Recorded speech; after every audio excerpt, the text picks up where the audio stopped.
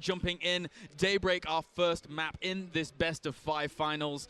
And if anything is to be judged from Grubby's past series in this tournament, as well as Sting's actually, this is going to be pretty explosive. It is going to be crazy. It's going to be back and forth and probably going to go to 5 games because I was looking at bracket. Almost every match this weekend has gone to 5 games. This has been such a close tournament. It really has, and I mean, I wouldn't have liked it any other way, I gotta say. We've had some insane comebacks. We've had some great just single games themselves, and with Sting and Grubby going up against one another here, I'm not expecting anything less. Yeah. All right, well, we have started the game. Let's get in it. I am so pumped. Both these players, this is a huge moment. Really is, though. So let's get into it, guys. The first game between Grubby and Sting as we load up onto Daybreak. So, indeed, we have spawning down to the bottom left-hand corner here as our blue Protoss. Ladies and gentlemen of Singapore, give it up for Grubby.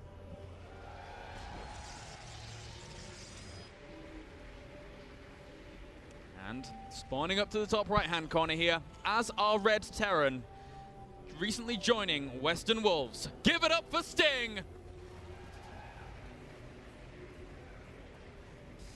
And you know, Artosis, actually, this is technically my second time in Asia after being in China previously for the PWC, so it's kind of, you know, all meshed into one time in Asia.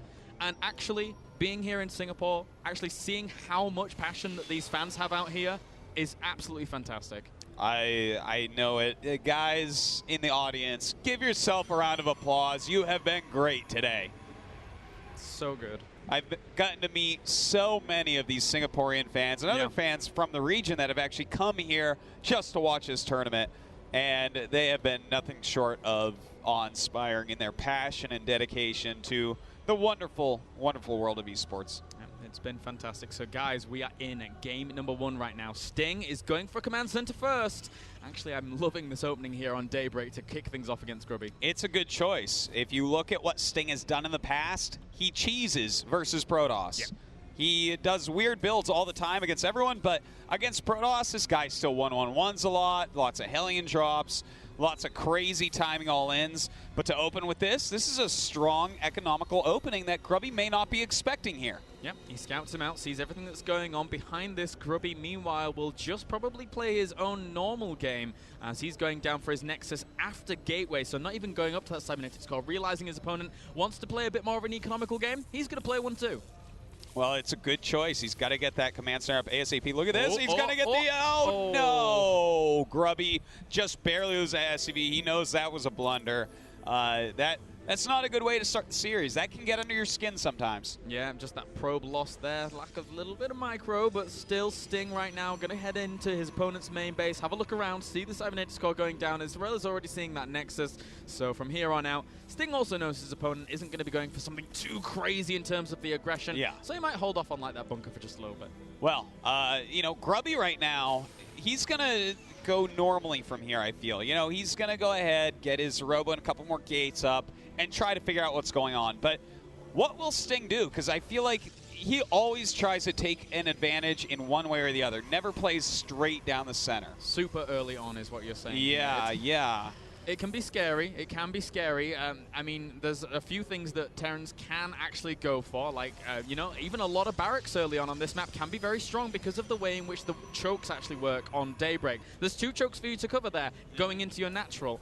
So you can send Marines around the side in the long way and actually really catch your opponent off guard sometimes. That is so true. And with this third barracks going up, I wonder if Sting's going to do the old school style of walking your Marines around the map and trying to get in behind your opponent, who may not have enough time then to micro with his Stalkers to defeat those Marines easily. To try to get, you know, maybe a sentry kill, a few probe kills, that type of thing. Yeah, anything that you can grab there with just minerals, even if it's just probes, which technically, yes, cost minerals, but they're also the opportunity cost of them mining as well. All of these little pickoffs that you can get with Marines is so nice for the Terran. And meanwhile, we have him going for that bunker, just keeping himself nicely bolstered. Yeah. All right, so Grubby is going into 3 gates while Sting kind of staying a little bit normal. Yeah, he's making a lot of Marines right now, but he's gotten his 2 gases, getting that tech lab as well, even getting a bunker. So he's playing it a little bit more normal than we're used to seeing from him. I love this rallied Marine. This is something a few of the European Terrans do, but it's just such a good way of keeping an eye on what's going on down there. It's 50 minerals cost. Who really cares about that, as opposed to knowing if your opponent's going to get some crazy, crazy aggression, put a probe down there with some pylons. That's a very good point, I have to say. And even if a probe goes into scout, you can catch him and perhaps deny a scout of a possible third base that you may have snuck up quickly or something like that. It's a very, very good points. Right now, back at home, Grubby just going for the robo. He wants that observer and he wants to see what his opponent's doing back at home. He wants to see, you know, when engineering bays are going down. He wants to see if his opponent's teched up to starport yet, if he's really rushing to that. He also wants a good idea of the barracks count as well, just so he can keep himself also quite nicely stable. Yeah. Right, well, Grubby getting a couple more gases, getting his observer as well right now. He has 5 Stalkers already, so he's playing it really, really safe at the moment, and I wonder if he's going to go into Twilight Council because of this. You know, when you get that many gateway units early on, a lot of times you want to get the good upgrades for them, whether it's Blink, get some charge, and then tech up to High Templars. But we're going to have to wait and see. Oh, a double Forge coming down for Grubby. Well, I mean, with that double Forge, you can almost guarantee that that eventually is going to be followed up by a Twilight Council in around the 2 or 3 minute mark once those upgrades start pumping. So he's getting a Robo Bay. He's playing this so stereotypically in terms of Protoss versus Terran. And as such, I mean, it's a great way to play it, right? Double Forge, get those upgrades going. It's a nice way. Yeah, and in fact, ooh, nice force here. He doesn't want him to go up and see that there's actually Colossus Tech and Double Forge on the way. So, you know, with that, he's going to have a very stable opening. But he's going to have to decide, does he stay on Colossus or does he switch it up immediately off of one Colossus into Psystorm? Because that is the big choice. Yeah, and the cool thing about that is as the Protoss, you can even just say, I'm going to hold off Thermal Lance for a bit. I'm going to show you the one Colossus. You're going to start producing Vikings. Yes. And then that mind game becomes so evident in if your opponent is going to overproduce. Any more than 4, 6 Vikings at that point, or even the 4 or 6 is kind of an overstatement as well, actually. Yeah.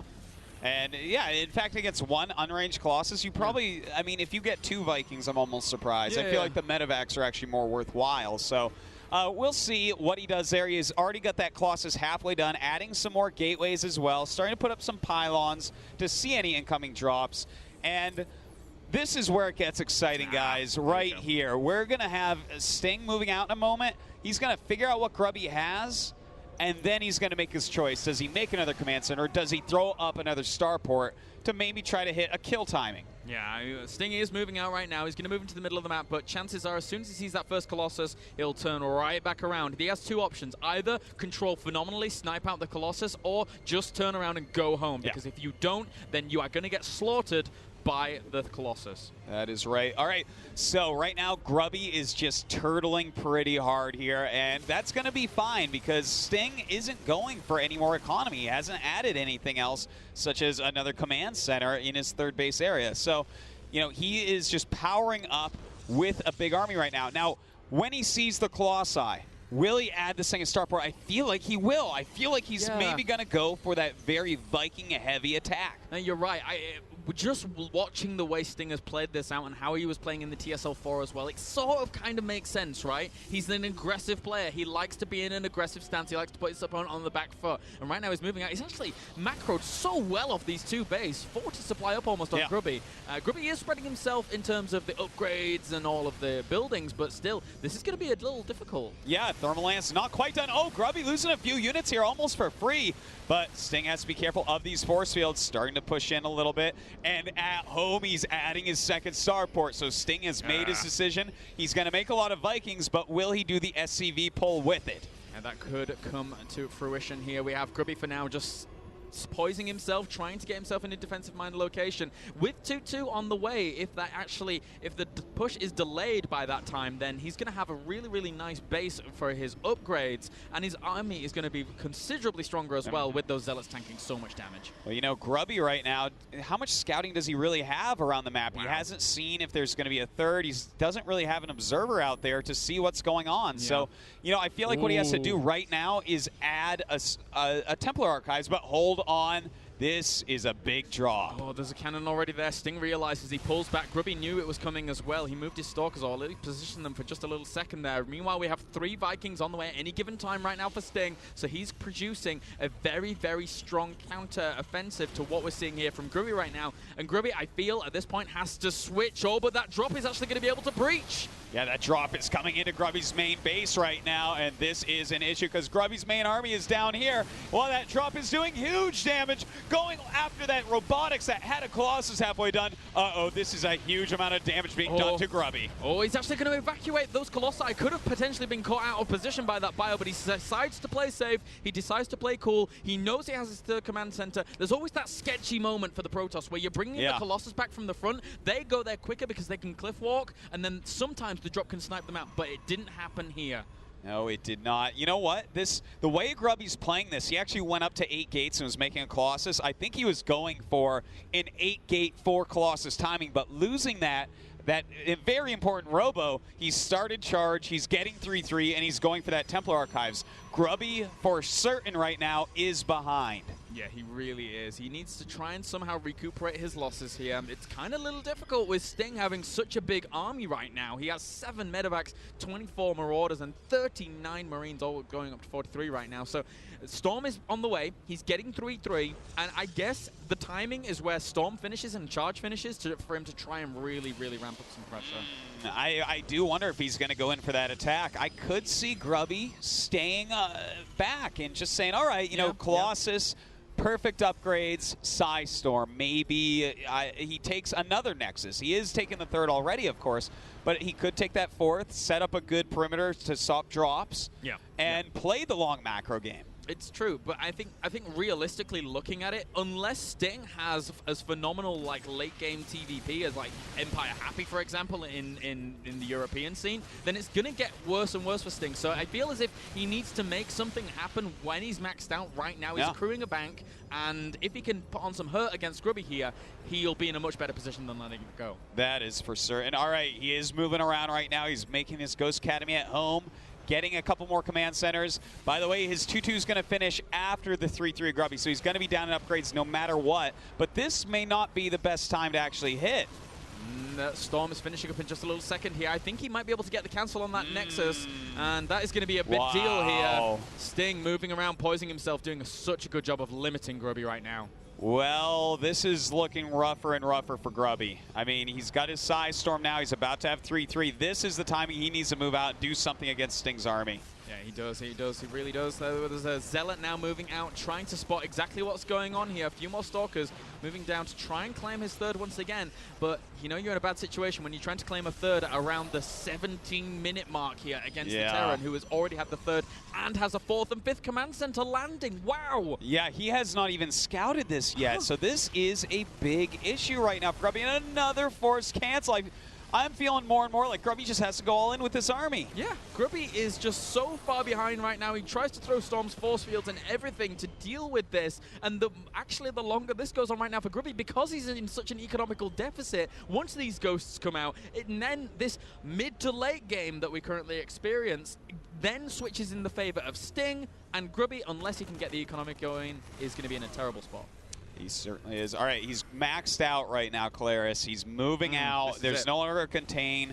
This next engagement is so likely to determine the outcome of this game. Grubby has 7 High Templars and 3 Colossi.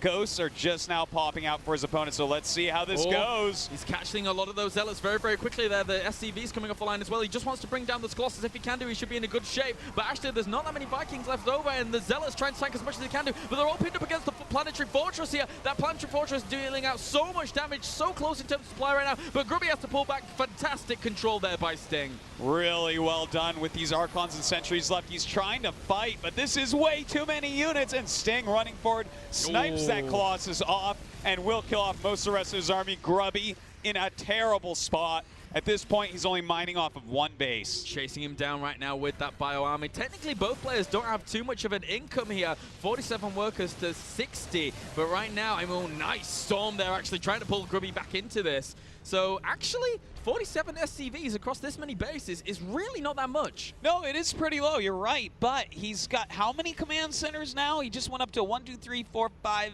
6, something. I don't know. It's a lot of command centers, okay?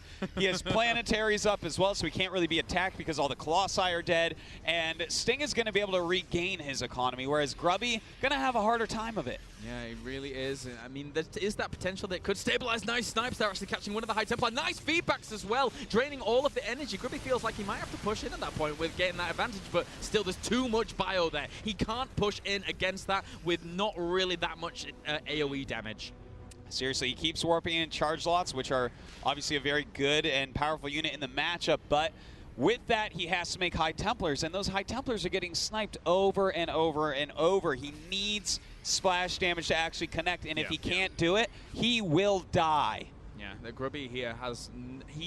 He's trying to stabilize. He's trying to grab himself that income. Meanwhile, Sting back at home, he's getting his 3-3 out very soon. He's mixing in more and more ghosts. And as that count rises, as that potential for, you know, Cloak comes in, and the fact that Grubby actually only has one observer, if he can snipe that out, Cloak Ghosts become a real pest in the big engagements. That's right. Oh my god, a nice run up and snipe here by Sting. Grubby warping in more units, but I don't know if it'll be enough. There's a lot of medevacs here, and it looks like this army is gonna be picked off.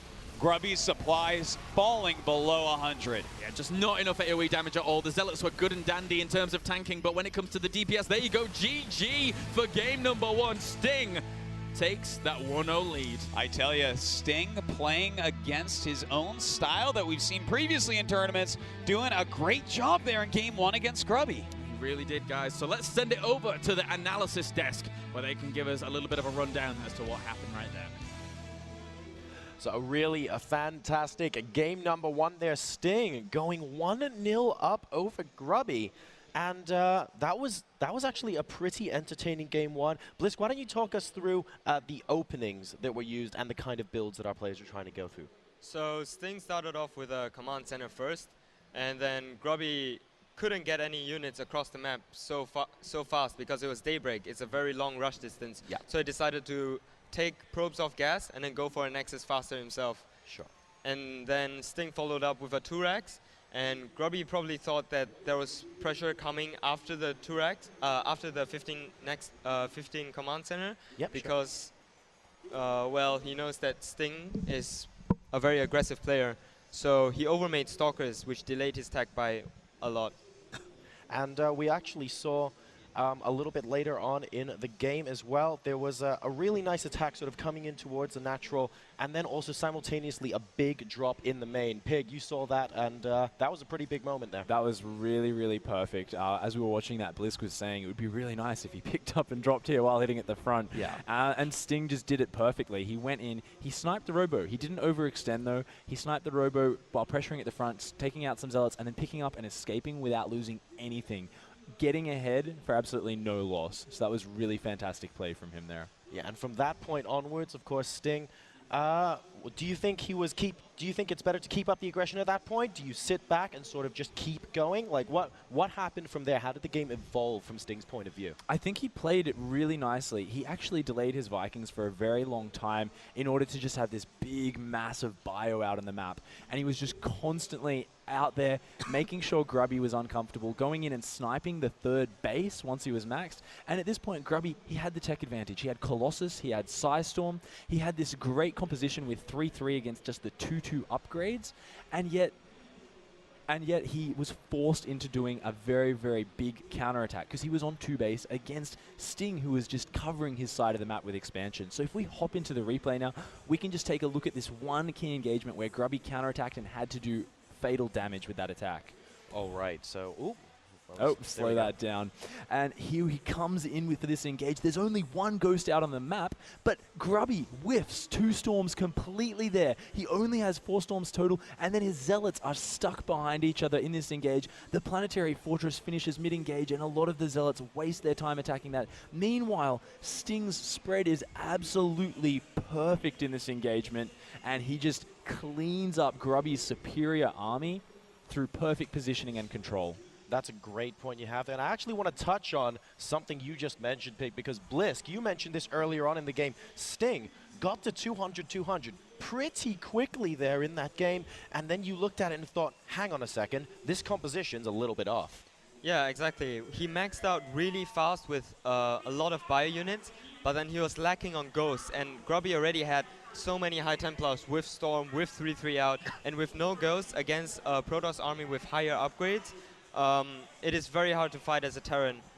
So that attack was actually very, very dangerous from Grubby, but he didn't use the one thing that was to his advantage at that point, which was the Storms, as well as his Zealots, which he attacked into a planetary fortress. Just Sting positioned so well, dodged so many Storms, and that's how he probably won the game.